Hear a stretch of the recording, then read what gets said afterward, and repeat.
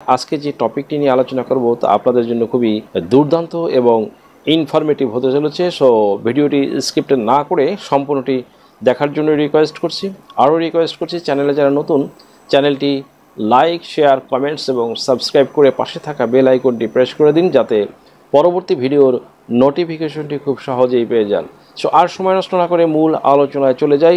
Let's gets starting. উত্তরাধিকার সম্পত্তি থেকে চিরতরে বঞ্চিত হবেন যারা, কারা কারা আর কখনোই উত্তরাধিকার সম্পত্তি পাবে না? সুপ্রিয় দর্শক মণ্ডলী, আলোচনার বিষয়বস্তু হচ্ছে শতকোটি চেষ্টা করেও যারা আর কখনোই উত্তরাধিকার সম্পত্তি পাবে না যারা। মামলা মোকদ্দমা, থানা, পুলিশ, বিচার, সালিশ যাই করুক না কেন, কিছু মানুষ তাদের উত্তরাধিকার সম্পত্তি আর কখনোই পাবেন না, চিরতরে বঞ্চিত হবেন তারা। হয়তো আমাদের সমাজে এমন অনেক লোক আছেন যারা উত্তরাধিকার সম্পত্তির ভাগীদার হয়ে সামান্য একটু ভুলে চিরতরে বঞ্চিত হয়ে অসহায় হয়ে পড়েছেন। আইন আদালত সহ সব ধরনের ব্যবস্থা গ্রহণ করেও উদ্ধার করতে পারছেন না উত্তরাধিকার সম্পদ। আসুন তাহলে জেনে নেওয়া যাক কোন সেই কারণ, যে কারণে তারা উত্তরাধিকার সম্পত্তি থেকে চিরতরে বঞ্চিত। জমির মালিকানা প্রমাণের জন্য শক্তিশালী ডকুমেন্টস হচ্ছে একটি দলিল, বাট বাংলাদেশের প্রেক্ষাপটে দলিলের মালিক খুব কমই আছেন, বরং রেকর্ড বলে উত্তরাধিকার বা ওয়ারিশান বলেই মালিক বেশি। বর্তমান সময়ে দলিল বলে অনেক বেশি। আমরা যদি একটু পিছনে ফিরে দেখি তাহলে দেখতে পাবো যে 1888 সালে ইন্ডিয়ান সাবকন্টিনেন্টে যখন সিএস খতিয়ান চালু হয়েছিল, সেই ব্রিটিশ আমলে যাকে ক্যাডাস্ট্রাল সার্ভে বলা হয়ে থাকে, যা 1940 সালে শেষ হয়েছিল, তখন সিএস খতিয়ানে যাদের নাম এসেছিল দখলসত্ত্ব, যেটিকে বলা হয় রায়তস্থিত নামে পরিচিত, সেই সব ব্যক্তিরা জমির প্রথম খতিয়ান মূলে মালিক ছিল। সুপ্রিয় দর্শক মণ্ডলী, এরপরে 1956 সাল থেকে 1962 সালে এসে খতিয়ান হয় পাকিস্তান সরকারের আমলে। পাকিস্তান সরকারের আমলে এই খতিয়ানটি তাড়াহুড়া করে করার কারণে অনেক ভুল ভ্রান্তি থেকে যায়। এটা সংশোধন করার জন্য আরএস রেকর্ড হয়েছিল, অতঃপর বিআরএস খতিয়ান হয়েছে এবং এখনও সেটি চলছে। এবং বিডিএস জরিপটি কিছু প্রকল্প চালু করার পর দেশের কিছু কিছু জায়গায় বিআরএস স্থগিত অবস্থায় আছে। এই খতিয়ান মূলে যারা জমির মালিকানা দাবি করছে তাদের মধ্য থেকে কারা কারা জীবনে কখনোই মালিকানা পাবে না, আসুন একটু উদাহরণের মাধ্যমে বিস্তারিত বিষয়টি আপনাদের বোঝার সুবিধার্থে উপস্থাপন করছি। সুপ্রিয় দর্শক মণ্ডলী, ধরা যাক জামাল সাহেব এক খণ্ড জমির মালিক। 1888 সালের আগে তিনি এই জমির মালিক ছিলেন। তার দুটি সন্তান, প্রথম সন্তান জব্বার, দ্বিতীয় সন্তান জাকির। 1888 সালে যখন সিএস খতিয়ান তৈরি হলো তখন জামাল সাহেবের নাম রেকর্ডে আসেনি, তার বড় সন্তান জব্বারের নামে এসেছে। ব্রিটিশদের কাছ থেকে যদিও জামাল সাহেব জমির মালিকানা অর্জন করেছিলেন এবং ভোগ দখল করেছেন, তারা তিনজনেই কিন্তু সিএস রেকর্ডে জামাল সাহেবের নাম আসেনি। এমতাবস্থায় ভোগ দখলে থাকা অবস্থায় একদিন জামাল সাহেব মৃত্যুবরণ করেন।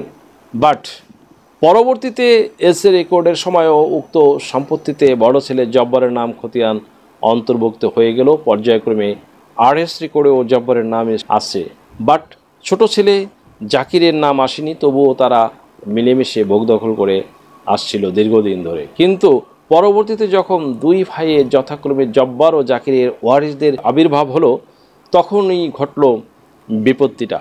জাকির, দ্যাট মিন্স ছোট ছেলে জাকিরের সন্তানরা আফসোস করে বলল যে তারা কেন তাদের দাদার সম্পত্তি থেকে বঞ্চিত, তারা তো এই সম্পত্তির হকদার। কিন্তু সমস্যা হলো যে তাদের বাবার নামে খতিয়ানভুক্ত হয়নি। এই মতাবস্থায় জামাল সাহেবের বড় সন্তান জব্বার কিছু সম্পদ তার ছোট ভাইয়ের ছেলে মেয়েদের নামে আরএস খতিয়ানে অন্তর্ভুক্ত করে তাদের নাম ঢুকিয়ে দিল। বাট এটা কোনো সমাধান কিন্তু আদৌ হলো না, এটা সঠিক পন্থা হলো না। যদি জব্বার তার ভাইয়ের ছেলেদেরকে রেজিস্ট্রি করে দিত তাহলে আর কোনো সমস্যাই থাকতো না, বাট এখানে তা কিন্তু হয়নি। পরবর্তীতে জাকিরের ছেলেরা জব্বারের ছেলেদের এসে বলল যে তোমরা তো এই সম্পত্তি পাবা না, এবং তারা মিসকেস করে রেকর্ড সংশোধন করার কথা বলে।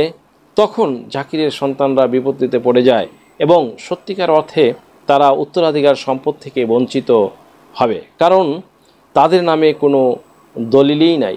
সুতরাং বুঝতেই পারছেন কারা কারা উত্তরাধিকার সম্পত্তি থেকে বঞ্চিত হবে। সুপ্রিয় দর্শক মণ্ডলী, বোঝার জন্য আরও একটি উদাহরণ আপনাদের সামনে উপস্থাপন করছি। ধরুন, আপনাকে দিয়েই বলছি, আপনার দাদা তার সম্পদ তার অন্য সন্তানদের না দিয়ে তার কোনো এক সন্তানের নামে রেজিস্ট্রি করে কিছু অংশ লিখে দিয়ে গেছেন, না অন্য কারো কাছে পাড়া প্রতিবেশীর কাছে বিক্রয় করে গেছেন। এমনও হতে পারে তার জমি তার নিজস্ব এখতিয়ার, তিনি বিক্রি করতে পারেন, এটাই স্বাভাবিক। এই জন্য দাদার মৃত্যুর পর আপনি বা আপনার বাবা এই সম্পদ কিন্তু পাচ্ছেন না বা পাবেনও না। যদিও রেকর্ডে আপনার দাদার নাম থাকে, তবুও পাবেন না। এই জমির পেছনে অযথা সময় নষ্ট করবেন না, নষ্ট করে কোনো লাভ হবে না, কারণ দলিল তো অন্য লোকের নামে। কাজেই নতুন আইনে ভূমি অপরাধ আইনের বিধির জন্য আইন মন্ত্রণালয়ে পাঠানো হয়েছে। এই আইন হলে জনগণ উপকৃত হবে এবং আপনারা যারা এই ধরনের খতিয়ানভুক্ত এবং খতিয়ানের বাহিরে রয়েছেন তারা কিন্তু রীতিমতো বিপদে পড়ে যাবেন। ভূমিমন্ত্রী নারায়ণ চন্দ্র বলেছেন, কেউ দখলে থাকলে তিনি সুবিধা পাবেন না, কাগজেই হবে শেষ কথা। সাবেক ভূমিমন্ত্রী সাইফুজ্জামান বলেছিলেন, দলিল যার জমি হবে তার। তবে যদি আপনার দাদা সব জমি বিক্রি করে গিয়ে থাকেন এবং সম্পূর্ণ দাগে কিছু জমি রেখে গিয়ে থাকেন, তাহলে সেটা যাচাই বাছাই করে প্রসেসিং করে বের করে নিতে পারবেন, সেটা আপনার লাভ হবে। নয়তো অহেতুক দৌড়াদৌড়ি করে কোনো লাভ নেই, তাতে শুধু পণ্ডশ্রমেই হবে। সুপ্রিয় দর্শক মণ্ডলী, আশা করি ভিডিওটি থেকে সামান্যতম হলেও উপকৃত হয়েছেন। যদি ভিডিওটি আপনাদের সামান্যতম উপকার আসে তাহলে রিকোয়েস্ট করব চ্যানেলটি লাইক, শেয়ার, কমেন্টস এবং সাবস্ক্রাইব করে পাশে থাকা বেল আইকনটি প্রেস করে দিন, যাতে পরবর্তী ভিডিওর নোটিফিকেশনটি খুব সহজেই পেয়ে যান। আজকের মতো এখানেই শেষ করছি। দেখা হবে অন্য কোনো দিন, অন্য কোনো ভিডিওতে, অন্য কোনো আইনি কন্টেন্ট নিয়ে। সেই পর্যন্ত সকলে ভালো থাকুন, সুস্থ থাকুন, নিরাপদে থাকুন। আবারও সবাইকে ধন্যবাদ জানিয়ে এখানেই শেষ করছি।